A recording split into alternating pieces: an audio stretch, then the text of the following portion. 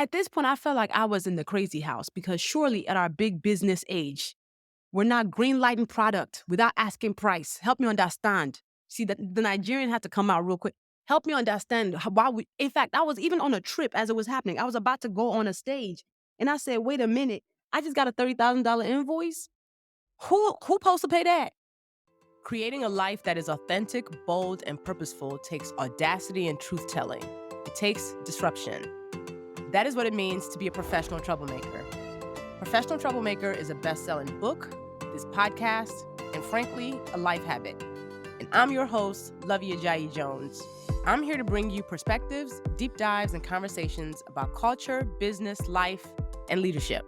And welcome to Season 5, which I'm really excited about. This season is dedicated to the glory and grit of entrepreneurship. 2023 was my toughest year as a business owner, and there was a point where I was 3 months away from being bankrupt. So let's talk about it. Let's get really real about running your own business, the good, the bad, and the ugly. Because while people love to glorify entrepreneurship, they often leave out the tough lessons, the failures, and the pivots that have had to happen.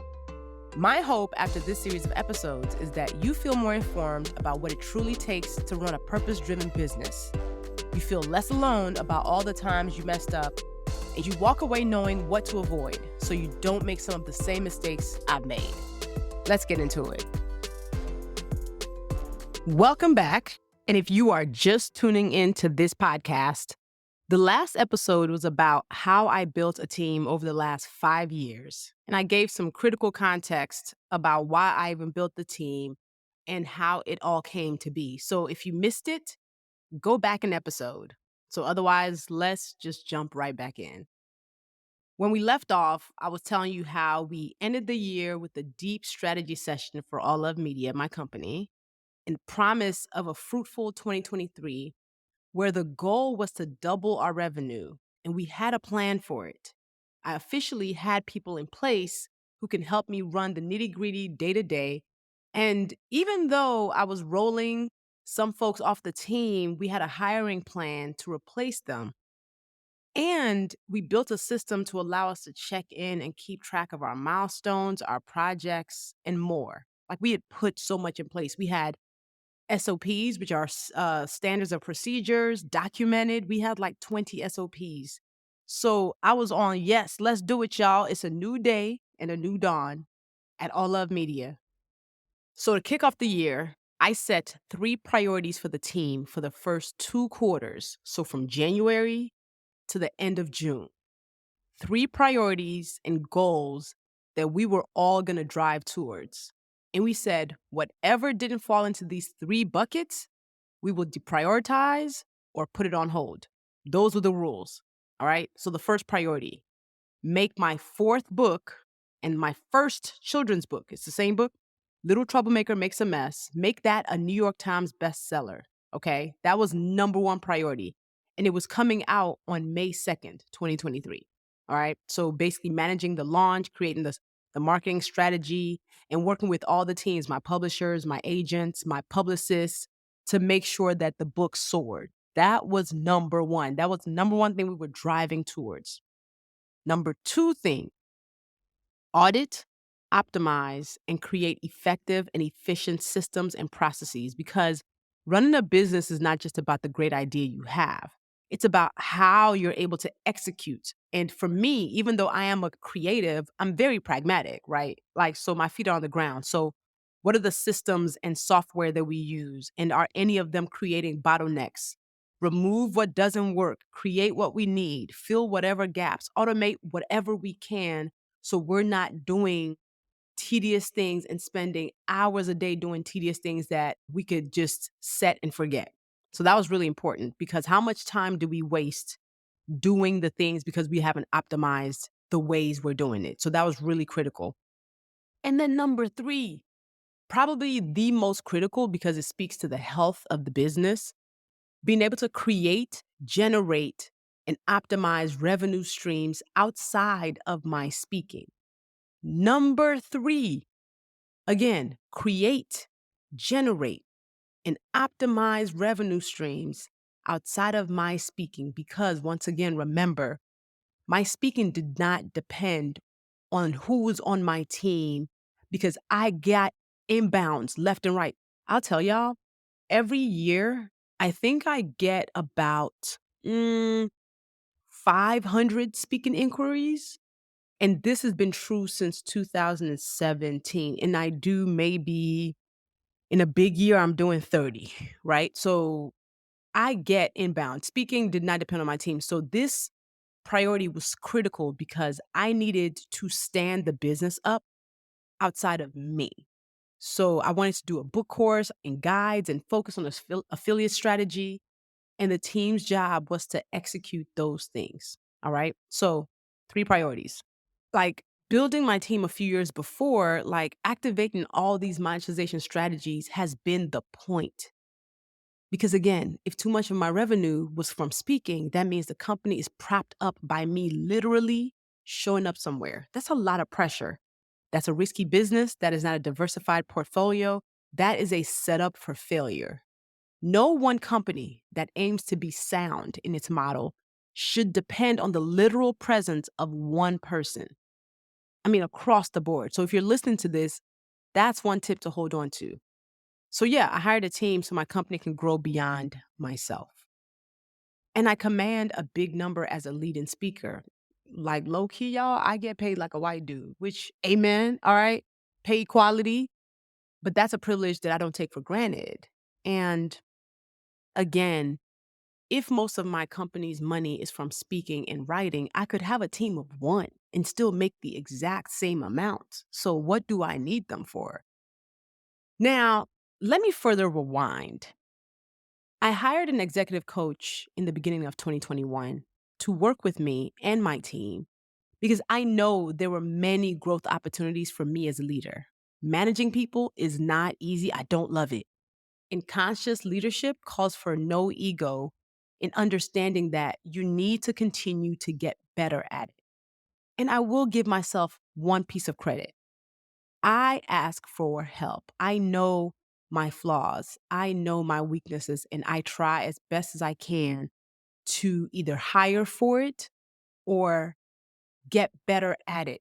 Okay. So, three things I knew were my weak spots as a leader. And I knew that for me to build the business that I want to build, I have to get better at them. So, three things. One, delegation. All my years of working solo or with just one person and being a type A Capricorn, okay, it means it's not easy for me to delegate. And I know I am so capable that I know that I can do most things well. I also like to move fast. So I find it hard to pause and pass on a task that I might have to teach how it needs to get done. So I needed to learn that delegation saves me time. It lets me spend more time on the things that are in my zone of genius and allows more productivity overall, right? So that's weak spot that I was like, I got to get better at, and I did. Squirreling. I call it squirreling. You know how squirrels like go like, ooh, ooh, ooh. I'm a visionary leader who knows how to build. I have a lot of ideas, and many of them are actually good, but I cannot execute them all at once. And again, I call this squirreling because it's like you go, ooh, ooh, and I'm like finding new acorns to look at. And my head and my focus can constantly turn. So being clear what my priorities are was important, and knowing that any additional ideas needed to be set to be done later without constantly chasing shiny things. So these are things that I was very clear I had growth opportunities in. And then three, giving feedback. Here's the thing.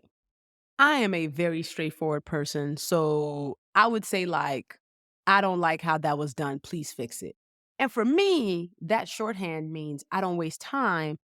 But for others, it might feel too blunt. So I needed to be more of the compliment sandwich person. So in working with my executive coach for 2 years, I actually did become a much better leader. I delegated more with more trust. I gave clear priorities, direction, and guardrails.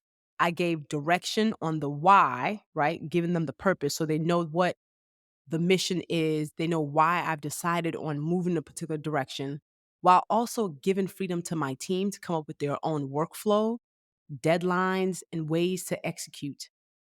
I even gave up control of my inbox, which was huge. Like, my chief of staff was literally inside my inbox, like, had my password every day, answering emails.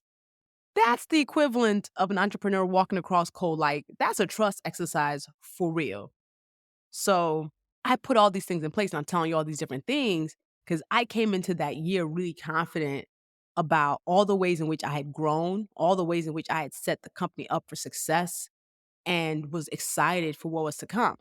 I built the company's project management tools. We were using Slack as our main team communication software, Basecamp as our project management tool, Zoom for our meetings, Loom for like recording quick information that did not require a meeting. We had weekly meetings, we had quarterly reviews.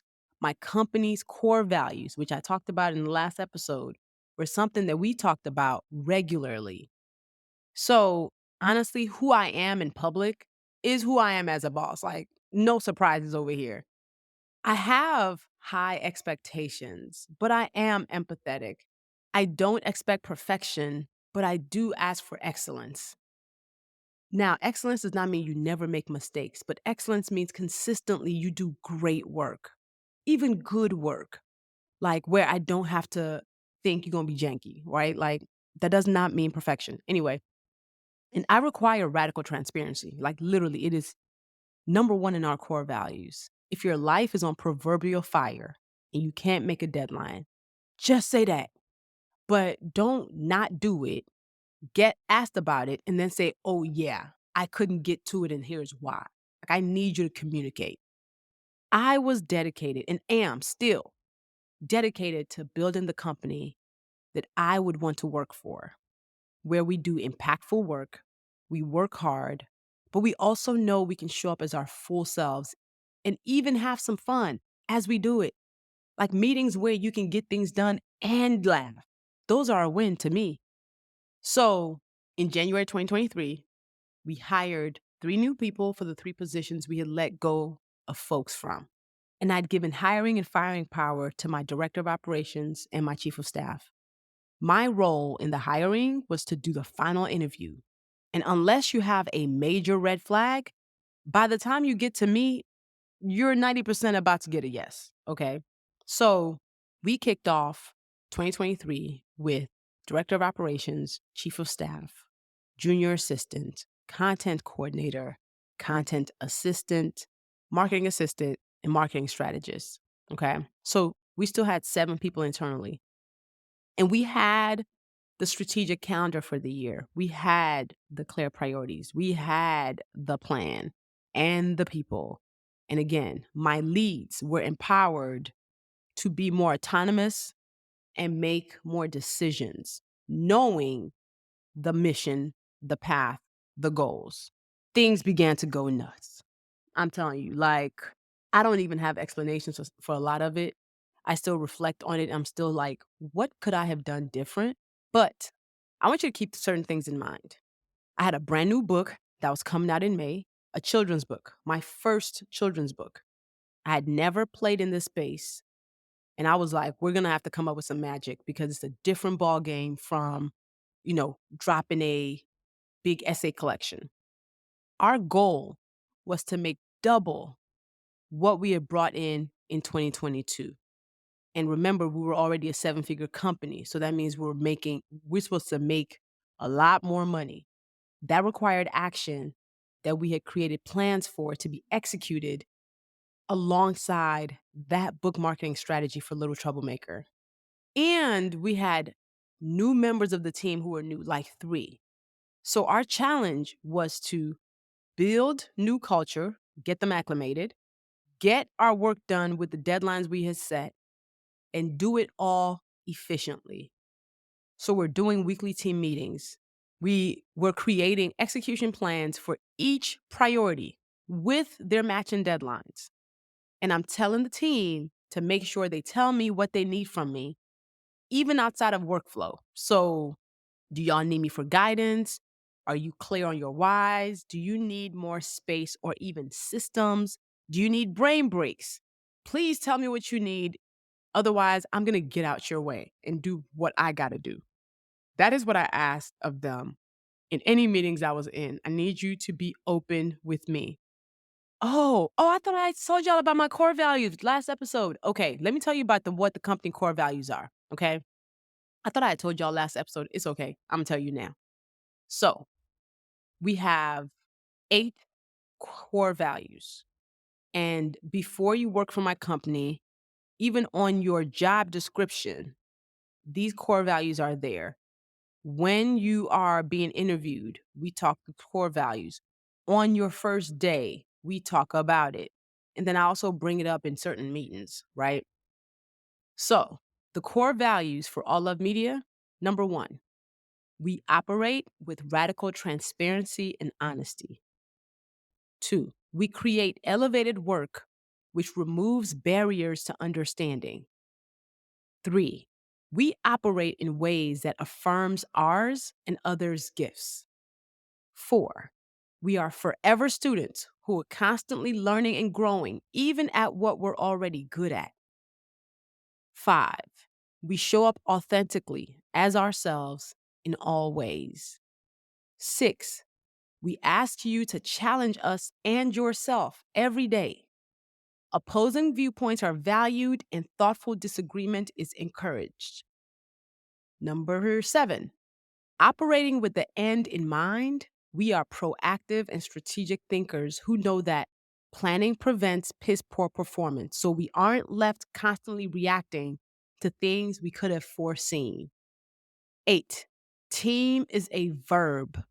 We collaborate and support each other without shame or judgment. I'm giving you all this context to show you the ways in which I had invested time and energy into the foundational pieces of my company. And when you start working for me, you agree to honor those core values.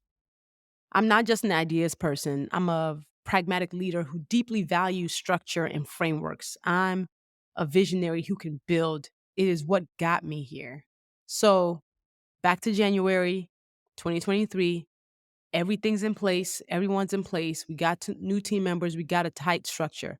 So what in the actual hell happened? Like truly, it had me feeling like I was in the twilight zone, y'all. Like I could not understand how we had done so much pre-planning, so much intentional strategy, so much growth, I thought. And then things just started going to hell in a handbasket.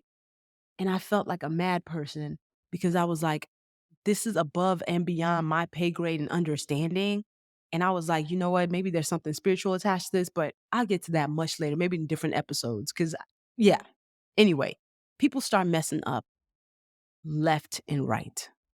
So what starts happening? First, there was this weird lack of productivity. We will have a plan, we will have a deadline, but somehow none of the deadlines would be met. And I'd ask, what happened? And they'd say something else popped up that they needed to address. That something else was typically them addressing a mistake they made that they had to fix. That's the other thing that started happening a lot. Mistakes, like left and right. Emails would have typos in them. People would be addressed wrongly. Social media posts would be pixelated. All sorts. They were running after mistakes so they couldn't be productive because they were constantly fixing something that they did wrong. And here's the thing, when things start going wrong, you got to start with yourself first, especially when the company's led by you. And like I said before, you got to start taking the blame before they can take a blame, right? So I started asking myself and them, what is causing our continuous missed deadlines? Is our workload too great? Do you need something off your plate? Is everything on your daily to-do list tied to our top 3 priorities?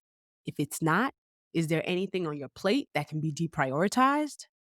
What do you need in general? Do you need more time? Do you need time blocks? Do you need a break? Have you taken lunch? What do you need from me, your leader? Specifically, do you need one-on-one time? Do you need something adjusted? What do you need? Like I kept on asking, what do you need? And I was even asking myself that. And I was like, I just need people to do what they say they're going to do. That's what I needed in that moment. And I would ask my leads to challenge me on my decisions and to help us put in place what could be causing limiting factors, what could be causing mistakes, what could be causing deadline. Are we moving too fast? Like, y'all let me know.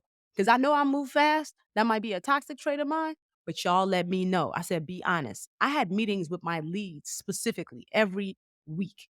So when I see us falling behind on guides that we're supposed to post for people to be able to buy to help them.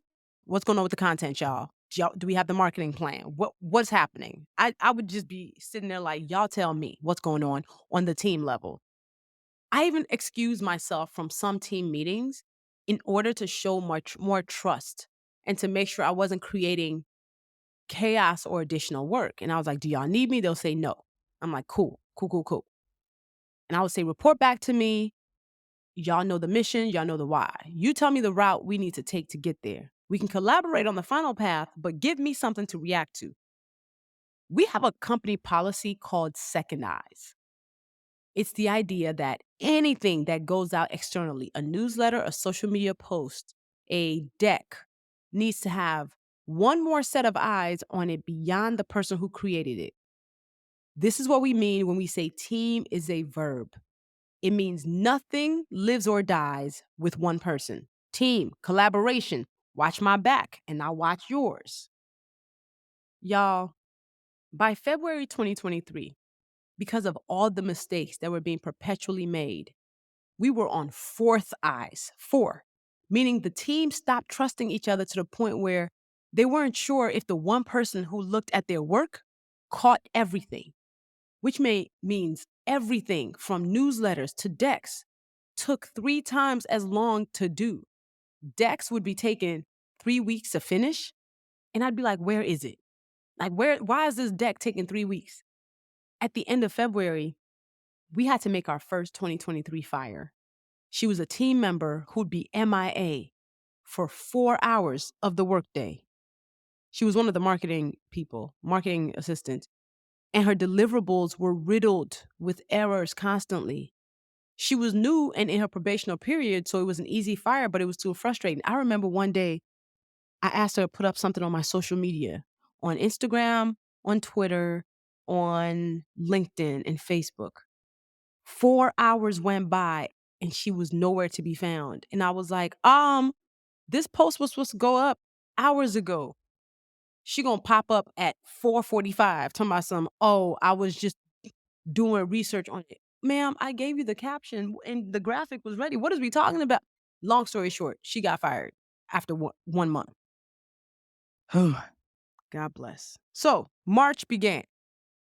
It was time to get very serious about Little Troublemaker's launch because we had 2 months before the book dropped, and it's go time. And if you know me and anything about my book launches, 2 months out, we go in. It is time to execute a deep editorial and deep content strategy, right? Now, remember revenue streams? It is March. The team had not finalized or activated one revenue stream at this point from the plan that we made. What was supposed to have already happened at that point, we're supposed to have actually dropped a guide to help entrepreneurs figure out what are the critical pieces of systems that they needed, which would have affiliate links in it. They could not get it done. We had not done it. So at this point, I'm officially like, am I the drama? Because if the team is dropping the ball this much, it must be something I'm doing because I can't. Because when things go wrong, I do internalize first. So I tap in on a couple of my mentors and I tell them what's been happening. I go back to our team gardener, who is also a mentor of mine, and I say, yo, check me. Where am I failing as a boss? Am I not checking in enough? Am I giving too much work? Am I being unrealistic with my expectations? And one thing I love about my village is that they will tell me the truth, even when it ain't in my favor. I surround myself with professional troublemakers who don't take my shit on purpose. And one piece of feedback I kept getting was, honestly, you need to be firing people much quicker. Meanwhile, my toxic trait, which my therapist has already told me multiple times, is giving people too much grace because I really am rooting for folks to win. And also because it's the grace that I wish more people would give me. So then I overgive the grace, right? And then you add on top of that the fact that hiring is a nightmare and I was over it already. I was over the hire and fire already. Mind you, I had no clue. I had just started. Okay. So the mistakes continued without excuse or real reason. And people would make mistakes and they'll just be like, oh, sorry. But then they won't do anything to fix it. So what started happening was the culture of the team became make mistakes, there are no consequences. It got sloppy, and that was my fault for allowing it to continue without real corrective measures. However, I didn't have the brain space for it. I gave it to my leads to handle, but not much moved there. Like I didn't have the brain space to also now be the one giving out consequences. I put people in place for that. My leads would report back to me after the fact, and we chat about what happened, and they'd say they talked to whoever the team member was. March also presents with super chaos, as that is a really busy month for me for speaking, for traveling, for conferences. So I'm usually gone at least half of March from home. And y'all, in March, due to calendar errors from my chief of staff and my junior assistant that we had, I almost missed 3 flights. 3 flights. Okay. I remember one day sitting in my hotel room. It was 3:20 and I was just casually on the phone. And I was like, yeah, I have a flight to catch in a couple of hours around like 4 something. The person I was on the phone with was like, wait, 4 something? That's like in 50 minutes. And I was like, wait, wait, wait. Oh my God. Like protocol for me is whenever I have a flight to catch or anywhere to be, my admin team is supposed to reach out to me, tap on me, hey, your car's downstairs, you're ready to go. They had not reached out to me. They had completely forgotten that I had this. I had to call an Uber because I didn't even know where my car was. The car that was scheduled for me, I didn't even know where it was. I called an Uber, got to the airport, and ran through that airport, and I was the last person on the plane. I would have missed it by, had 5 minutes passed, I would have missed it. That happened 3 times in March. So let me take a deep breath here. At this point, it's the end of quarter 1. We were supposed to have released one paid resource. We were supposed to have finalized a few partnership contracts. None of it had happened. We were already $500,000 behind the goal we had set. Okay? Already. I stumbled through March.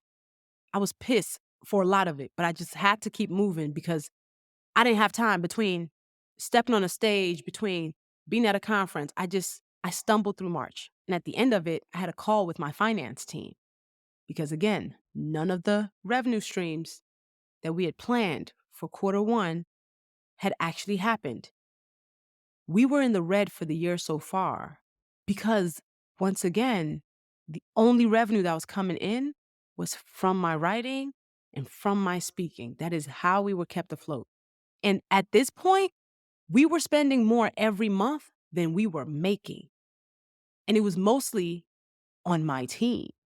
So my CFO was like, if we do not bring in one additional dollar, like if we don't book one more piece of business, the company would be bankrupt by the end of June. This is March, okay?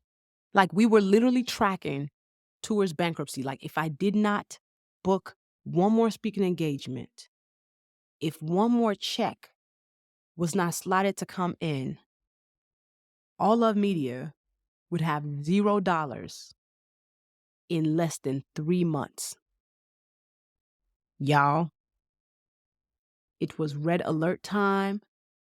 I was officially the closest to panicking than I've ever been, actually, right? Like, I remember just sitting at my desk with my face in my hands, just being like, how the hell did we get here? And here's the thing. I was working harder than I ever have. I was working harder and longer hours than I had in a long time. Like at this point, so again, I'm leading and making sure we're tracking towards Little Troublemaker. I'm making sure that my publishers are happy. I'm making sure that I'm getting on those stages that I'm being hired. to get on and getting paid a lot of money on and killing. Like, what's interesting is that March, I remember it will be 5 minutes before I get on stage and I'll be correcting an error with my team. Meanwhile, I'm supposed to be in the zone, right? I'm supposed to be like preparing my mind to present in front of thousands of people and give them all this value and impact. Meanwhile, I am in my phone texting them like, hey, you just sent an email that I noticed you just sent it to the wrong person. And I'd put my phone in my pocket and I'd jump on stage and I'd kill.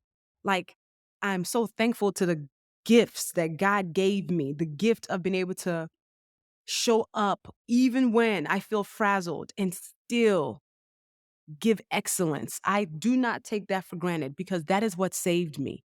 I would literally be stepping on stage where 20 seconds before I just had to tell somebody, fix that. And I'd kill. And my speakers agents who come back and be like, yo, they loved you so much. Oh my gosh, they want you back. Meanwhile, I jump off stage and get right back into fixing whatever's happening and making sure I'm good and make sure everybody else is good. And there are some days where I hadn't even eaten yet because my admin team, who's supposed to be in charge of making sure I have food, didn't make sure I have food before I stepped on that stage. So it'd be 4 p.m. and I'd be having my first meal, right? So all of this is happening. Y'all, can you imagine how high my cortisol had to be? Like my stress levels was through the roof. So when I talked to my CFO and he's like, yeah, we're tracking towards bankruptcy, fam. So I took a deep breath and I said, all right, we are officially on a revenue run. Find me some money. Like, and I talked to my leads and I kept on checking with them. And I said, you know what? Okay, it is my actual job to find us money. So I added that to my plate, knowing that in this point, in this moment, to depend on other people to find me money for sure would not work out well. So I put it back on my back. Again, nothing has been taken off my plate. I just added this giant thing onto my plate. Meanwhile, with the team, I checked in with them. What do we need to do to plug some holes? I was giving my team TED Talks in meetings, like legit y'all, I trust in you. I believe in you. You got this. I know you've been making a lot of mistakes. I want y'all to start trusting each other again because I noticed that you're not trusting each other. You know, in the moments when I'm not showing up as my best self, I need y'all to let me know. But what do you need? Like, I was giving TED Talks in meetings because I was like, I need them to, what is happening? I was being my most empathetic self because I was like, maybe life is lifing. But like, y'all, life can't life and I can't make payroll because y'all not doing the work I need you to do. Show up for me because I'm trying to show up for you. Child. And I'd be talking to my entrepreneur friends. Girl, it was, I don't know. So when April begins and Little Troublemaker is 1 month for being out, we're in go mode for that. While I'm trying to find us more money, while my schedule for press and events is ramping up, while I'm watching critical mistakes being made on my behalf. The junior assistant we had, who was, again, new as of January, she was sending emails addressing folks with the wrong name.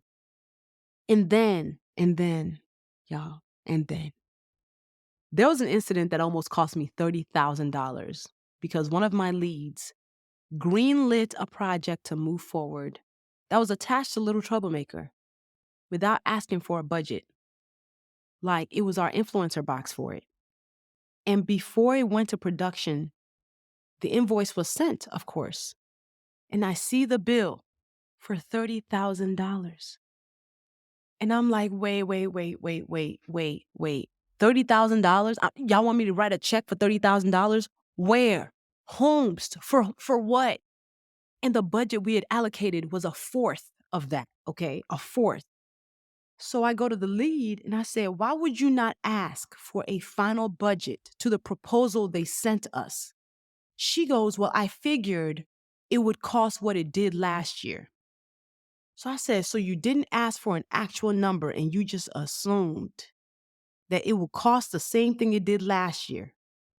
At this point, I felt like I was in the crazy house because surely at our big business age, we're not greenlighting product without asking price. Help me understand. See, the Nigerian had to come out real quick. Help me understand why we, in fact, I was even on a trip as it was happening. I was about to go on a stage and I said, wait a minute, I just got a $30,000 invoice. Who supposed to pay that? And as that is happening, Our content coordinator was coming up missing for chunks of the workday. And the content plans we had were not being executed. Social media posts were not going up. Thankfully, I had a good relationship with the vendor. And I was like, hey, can you cut this down by 75%? Please send me an invoice for 75% and cut out everything you was going to do and get it down to the basis because I ain't got it. I ain't got it, yo. We ain't got it. And again, this vendor loves me. I've worked with them 1,000 times. They were so understanding. Cut that down. Thank you. Appreciate you. Then we were running a pretty big sponsorship train for Little Troublemaker, getting people to buy copies for classrooms across the country. So kids who might not get a chance to buy it get to own it at no cost to them, no cost to their teachers, no cost to their parents. So I was getting my network to buy books for classrooms. All of this while I'll be checking people's to-do lists in our project management system, and I'd be seeing outdated and overdue tasks with no status updates. Even my leads weren't keeping their stuff updated, and they're supposed to model the work. If y'all not keeping your stuff updated, how's everybody else gonna do it? Okay? My close friends who also run their own companies, we were talking every day. Because again, I'm like, am I the drama? Like, y'all gotta tell me what has happened because I am confused. I am perplexed. I am aghast. I ain't got words no more. I don't have no more strategy for nobody. I ain't got no more pivots. I didn't have it for them. And what I really wanted to hear is, Luvvie, you messing up as a leader because it would at least give me some explanation, then I could fix it. The thing I do know, we had a lot on our plate. That much I know. We had a lot on our plate. But I would check in constantly with the team and say, what's your workload today? How's that looking? So even if we do have a lot on our plate, let's take it day by day. Let's take it week by week, month by month, right? You see the mountain in front of you. Yes, it looks hard to climb, but just take it task by task. Just finish one task and go to the next. I wanted to hear that I had given them too much. But again, I had 7 people on this team. Everybody who I showed our workload was like, yeah, it's a lot, but it's not like insurmountable. It's not like out of scope. And also, it's only a lot for this small amount of time because also, once Little Troublemaker launches, that moves that out the way. Yeah. So I was putting out fires. I was trying to figure out how to pivot in real time while managing my own workload that was not any smaller because of the team, while fixing mistakes. And again, the number one priority for Q1 and 2 was the success of Little Troublemaker. So I had to barrel ahead. But also now the number one thing that was on my head was the fact that we needed to make money. So where we are at the beginning of April, my first children's book comes out in a month. This is the most important time for pre-orders. My team is operating in the chaos cycle. They're being chaos gremlins, being unproductive, making mistakes, and they've eroded my trust so much. And they've eroded their trust in each other. And I just got news that year, like so far we were spending more than we were making that year. And those salaries and benefits were draining our company bank account to the point that we're in a red zone and a risk to go bankrupt. My stress was stressed. Okay. Like all of this while I'm also trying to be a good wife, a good friend, a good daughter, a good sister, and drink water, stay hydrated, go to therapy. And it was a lot. 2 weeks into April, we fired 2 more members of the team for individually making critical errors that I had to rectify because they were embarrassing, they were front facing, and even I couldn't give them an excuse to why it happened.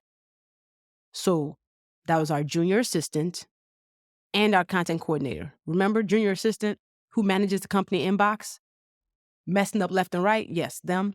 Content coordinator who was randomly disappearing for hours at a time and content was barely being posted if I wasn't posted it? Yeah.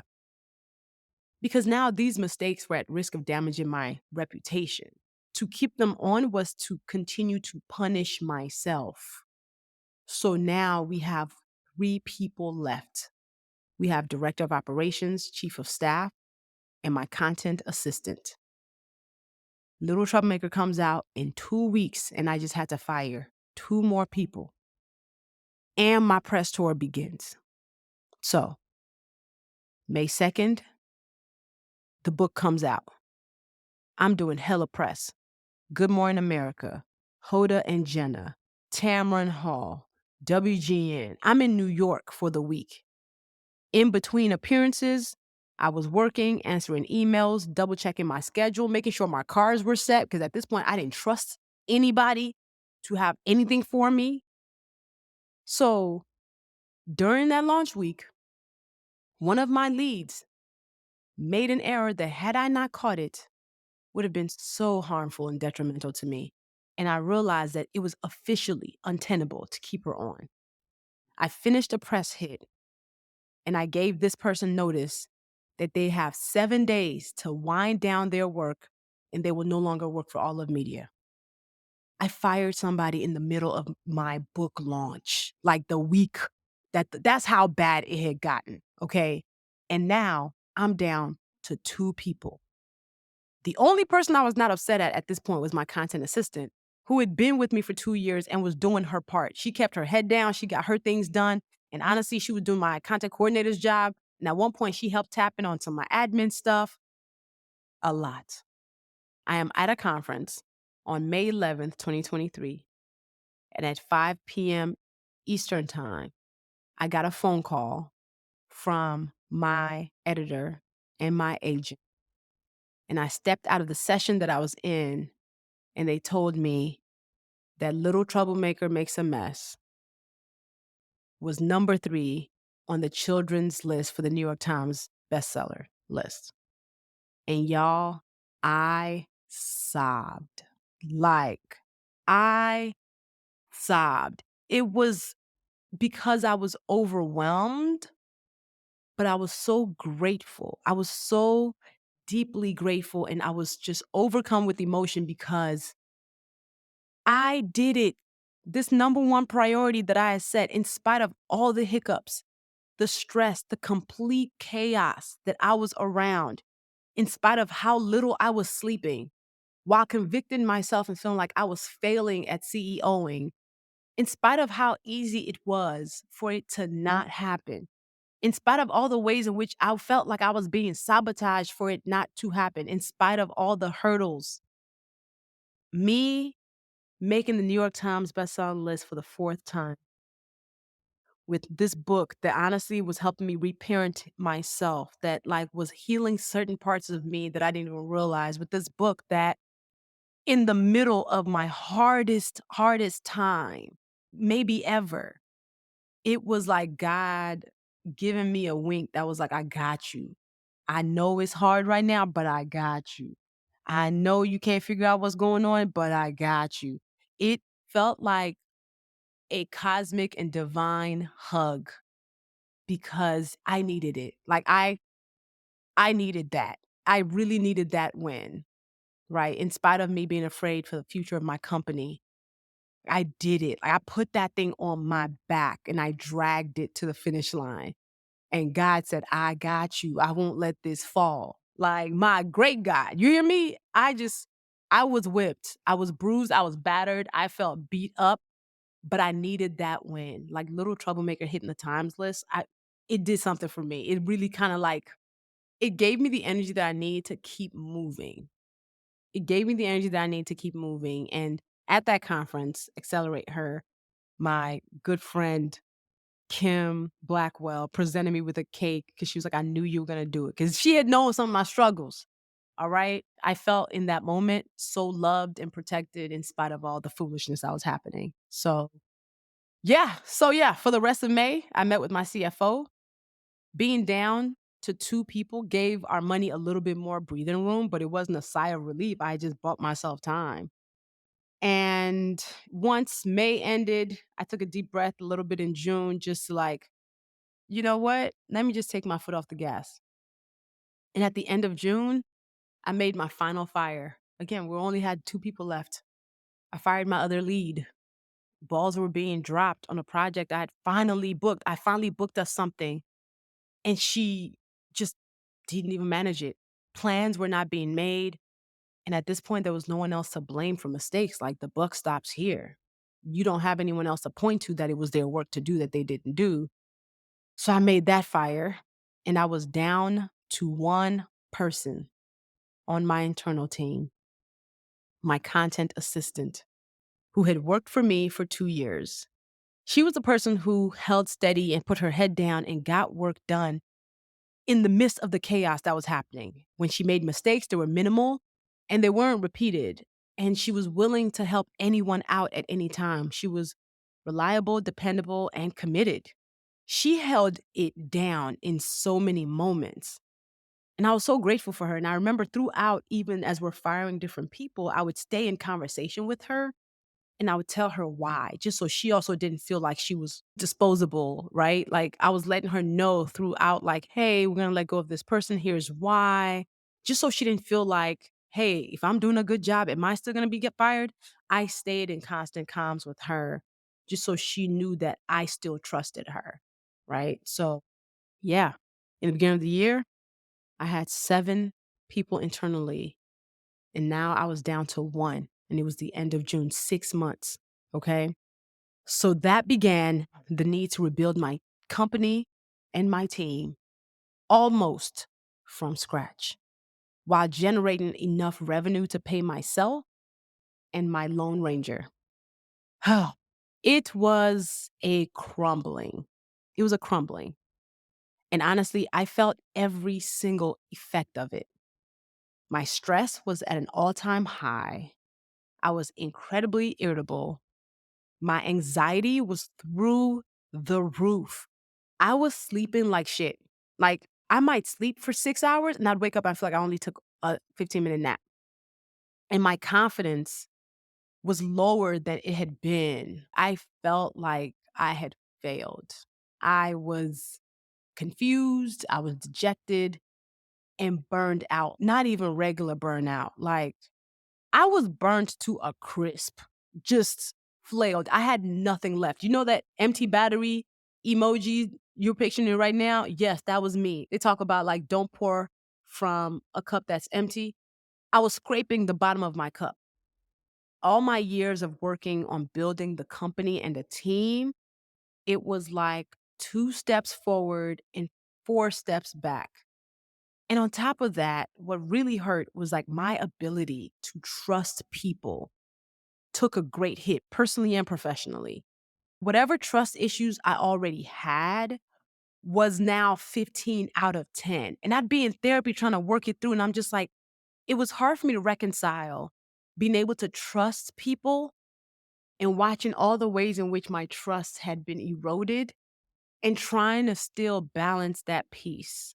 Your girl was not doing good, but I knew I needed to rebuild. I knew I needed to rebuild. I knew I was kind of like, it was the valley moment. And I think every hero's journey needs a valley moment. It was absolutely mine, and I knew it was happening in the moment.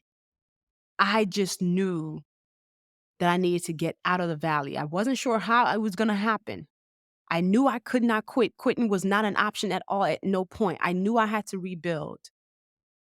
But I was very clear that I was experiencing a valley moment that I would need to dig my way out of. So yeah, that was, well, no, the first half of 2023. So I just wanted to tell y'all all of that because I feel like it's important for us to get into the nitty gritty. It's easy to cliff notes that, but I wanted to break it down for you to really understand and take you through.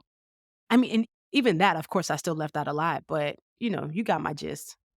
All right. So on the next episode, I decided to bring one of the characters in the great firing to the table, y'all. Somebody who was in it with me.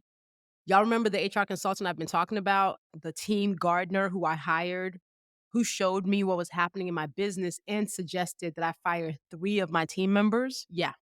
Her name is Sally Thornton, and she is an amazing, amazing HR professional who my mentor, Lisa Stone, introduced to me.